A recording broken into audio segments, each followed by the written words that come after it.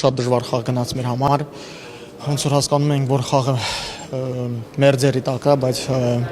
մոմենտի տակ մի քիչ թուլանում էինք ու մեզի դրա համար պատժում էին։ Երևի խաղից հետո հեսա կվերլուծենք այդ խաղը ու որ տենց սխալներ բաց չթողենք էլ մյուս խաղերին։ Իմ ինգերոջ, իմ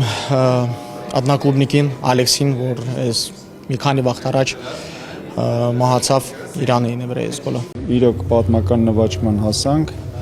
ոչ միայն մասնակցեցինք Եվրոպայի առաջնությունը, այլև խմբից դուրս եկանք, այն էլ առաջ տեղով, դա